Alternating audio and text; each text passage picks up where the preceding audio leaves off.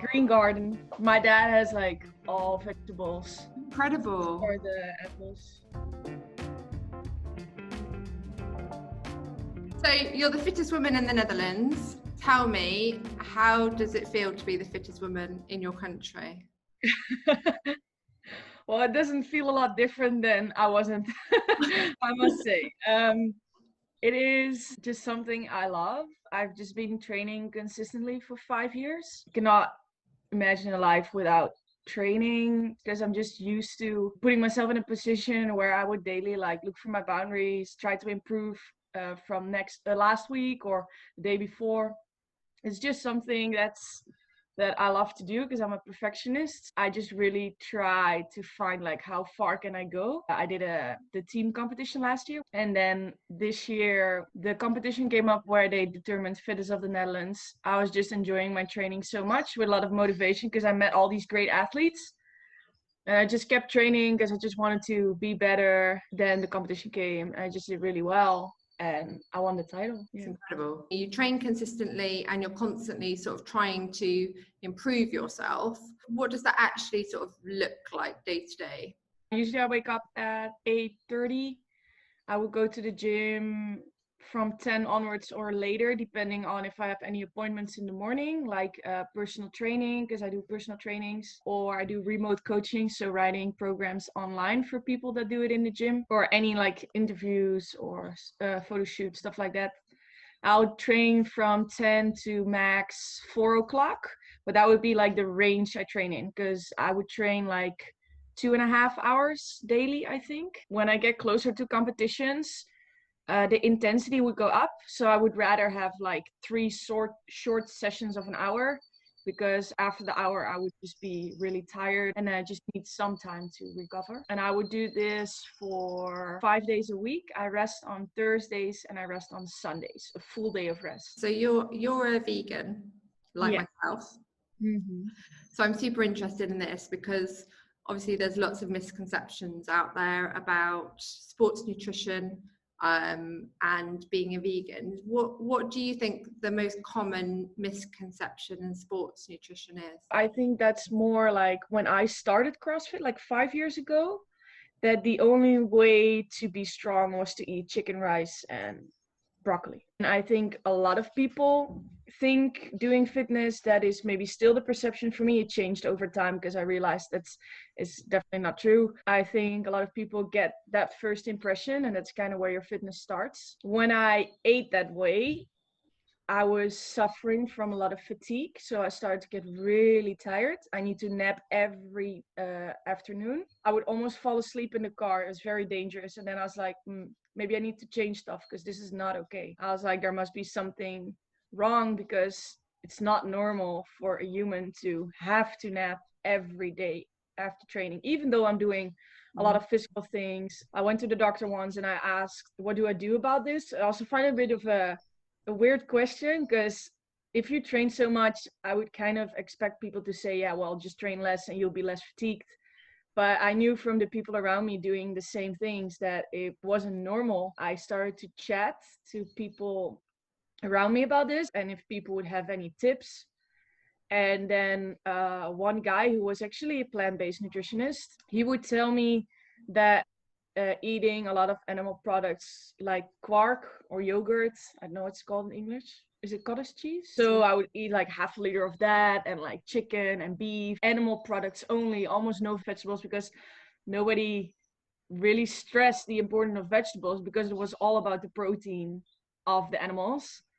And then he said that those animal proteins cost a lot of energy to digest. He asked if I could try to eat less and just go vegetarian for a bit. And it was all a bit scary because I didn't know that even was a possibility to train and be vegetarian. So I tried for, I think 4 weeks it was. And I didn't have to nap no more. My trainings were better. My sleep was getting better. I was getting all these vegetables in that I actually always skipped because I thought they weren't that important. I met my boyfriend, Jeremy, who was vegan. And then he explained about all the animal exploitation. Yeah, how sad it is for the animals. What happens if we drink milk? And I started to further look for information on all like environmental, health wise, and also ethical reasons. And then it wasn't that hard to actually just give up on the cottage cheese and the milk. It's all obviously a bit scary because you don't know many people that do this. I only knew like how I felt before with eating all the animal products and after being vegetarian. If I knew these differences before, I would have turned vegetarian way back. Yeah, I can completely relate. I mean, I was never a massive meat eater. I never well, really I was. but even not eating a huge amount, when I stopped eating it altogether, I just sort of, I realized that I had this like feeling of weight in my stomach after I'd eaten meat. And when I stopped, I just felt, it's weird sensation, but I almost felt lighter. I just felt like I had a lot more energy, and that I could do a lot more. I had the same, and it's something that people don't often talk about, I guess, because it's a bit of a taboo. When I used to eat meat, I would go to the toilet like once a day. Yeah. And then when you turn, you probably know this, but nobody really talks about it. When you turn vegan or vegetarian, I go to the toilet like 3, 4, 5 times a day. But it also feels a lot better because I feel like my body is really processing everything instead of like it getting into that clump. Yeah. And then waiting for it to be released, to kind of put it that way. Yeah.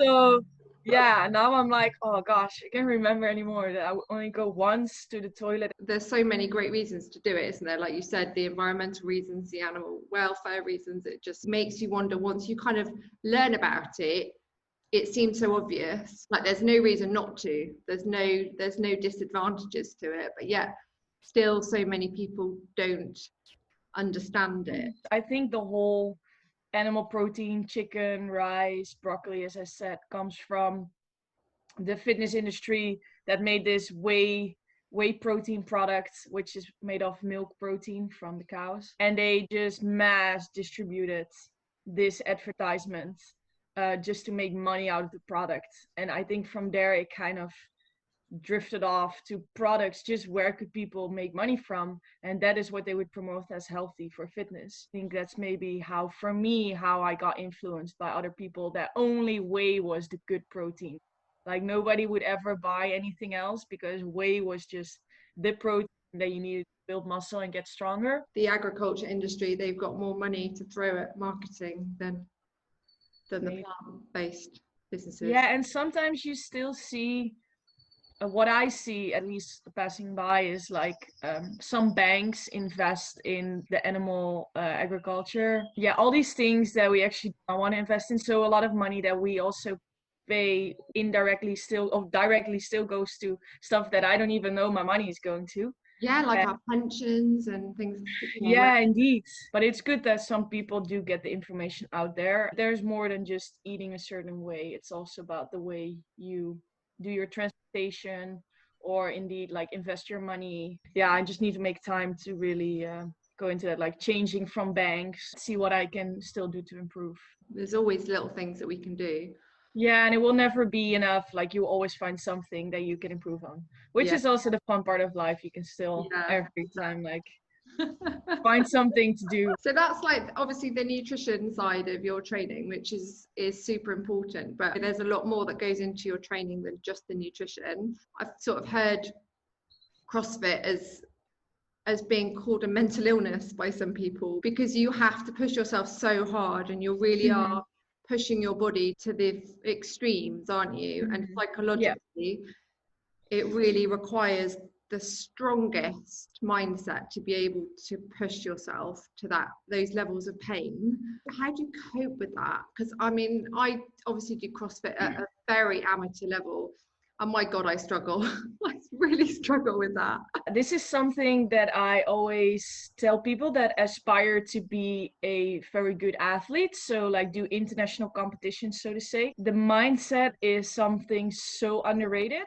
I actually believe that a lot of it is in your personality. It's really, really hard to learn to push their boundaries. I have been thinking a lot about this, like how does it come that I enjoy pushing myself. It just goes all the way back into my family, like seeing what my dad does for a job, what my mom does for a job, and their parents. And my grandpa and my dad has always worked 60 hours a week, so they really enjoy to work hard.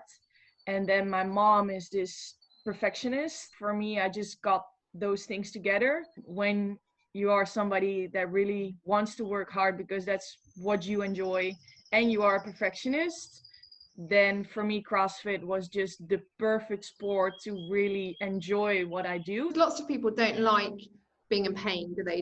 They don't like being uncomfortable, and it's something that I don't like being uncomfortable either. Like, it's not like I enjoy doing that, but I know I look further than just that moment of pain. For me, it is, if I am uncomfortable now, next time I'll do this, it will be less uncomfortable. Something I've done lately is a meditation. I'm not like perfect in this, like I would like to meditate more. But what I do have learned so far is that I can just really focus on my breathing. The fitter you are, the lower your heart rate will stay for a long time. And if you can focus on breathing and just be in the moment and not be distracted by how high your heart rate is, then it will be a lot easier to stay calm and push that limit because you're so focused on the breathing. It should be a lot calmer than your heart rate is, or how sore your arms are, or if you could eliminate all those feelings but only focus on the being, then for me that helps a lot. And it requires a lot of focus and practice, and it's something that I've developed over time. And I do really well being on my own in the gym, doing a workout really hard. And when there are more distractions around me, like people or people yelling, for me, that's a lot harder to still focus. While other people say they really like all the yelling and like they really get like uplifted, for me, it's just all distraction because the motivation is like inside, and I don't need anybody to tell me like, you want this or you can do it. It's something I try to teach my clients. It's only for people that want to be athletes. If you don't want to be an athlete, then this is not that important. But I do notice with people that I coach in group classes, I can see that some people do have this inner kind of CrossFit person that they can actually shut off and be like, okay, I'm in pain, but I'm just going to go harder and just keep going. While others, I can tell like, oh, they're experiencing a little bit of fatigue in the arms. Now they take a very long break of rest because they don't like the uncomfortable feeling. So you can teach it a little bit, I think. If you have big dreams and you want to make it in this sport, yes, you need it. But if you just work, you have a different job and you're not an athlete, then it's not that necessary. For me, it's a way of keeping fit and staying healthy and just switch off, I think, from my day job, which is where all this stress is.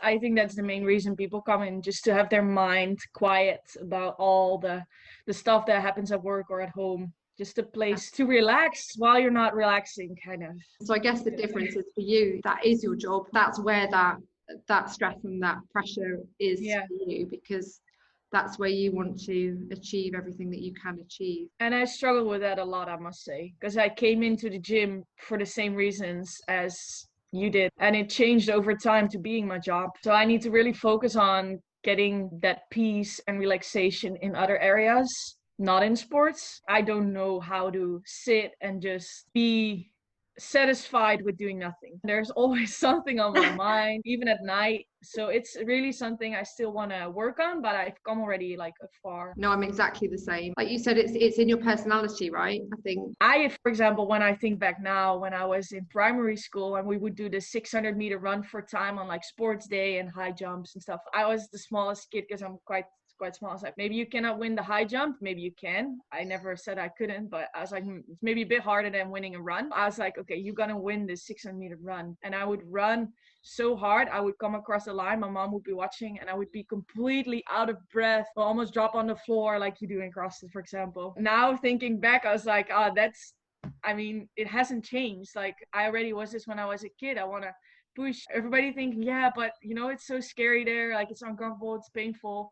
The point is, nothing happens. It's just, indeed, it is painful, but it will get better if you do it a lot more. You don't actually die, do you? No, that's what I tell people sometimes in class when they do workout. I mean, when it comes to like pushing your body to its limits, as a woman doing CrossFit, what that I suppose involves is building a lot of muscle. There are some stupid people, in my opinion, out there who kind of think that that's not the right look for a woman. Has that affected you in any way?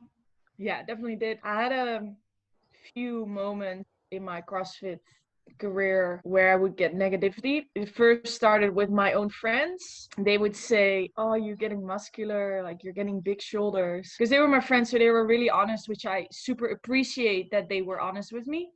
But they would definitely judge me on my body and not how I mentally changed as a person, how much I enjoyed what I discovered. That would be especially the boys, that they didn't like how I looked. So I'm like, am I ever then gonna find somebody that does like me if so many people say it doesn't look good on you? I just left it there until I had a boyfriend. He said like, "Oh, your shoulder's getting bigger and I don't like it." And then I even quit for a bit. Yeah, I was in love with this guy. I think it took me 1 or 2 months, and then I broke up with him and I immediately started going back to CrossFit. If I go to the beach, the small children are like 5 years to 10 years. They would say, that lady has all these squares on her body." They just naming a fact.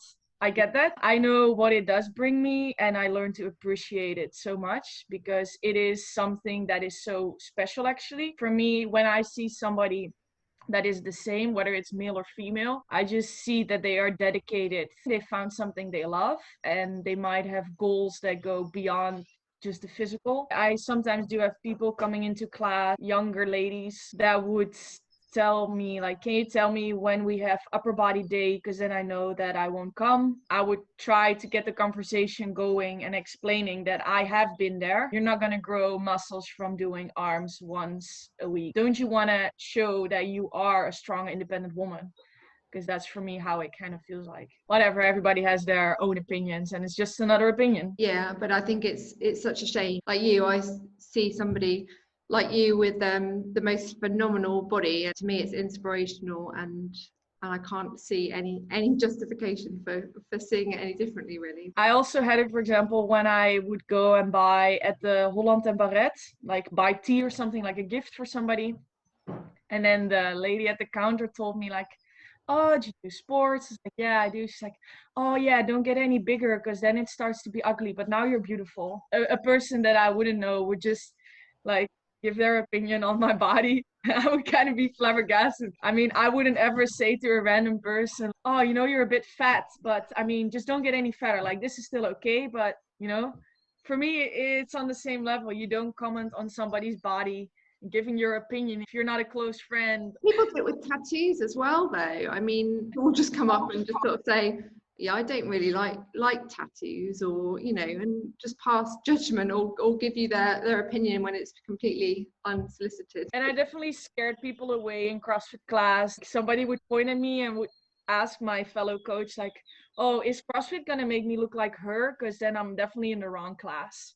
I mean, that's just judging a book by its cover. When doing CrossFit, feeling like the head is like empty and you can improve, and how it feels to get stronger week by week, and what it would bring you in daily life. Well, I want to train with you. So you're going on holiday? Basically, when I go on a holiday, I plan somewhere I can train. It's not a holiday from training. I rest the same as I do now, but I love what I do, so it's not like it's a burden. Yeah. I'm sort of very similar mindset when it comes to running my business. Don't really sort of ever take a day off. So it's really full on, and it's really busy, and it's exciting because it's growing really, really fast. It's a lot of work. And like you, I think I'm a perfectionist, and I just put everything into it. You want to work on something that you want to be proud of. Exactly. Otherwise, what's the point, right?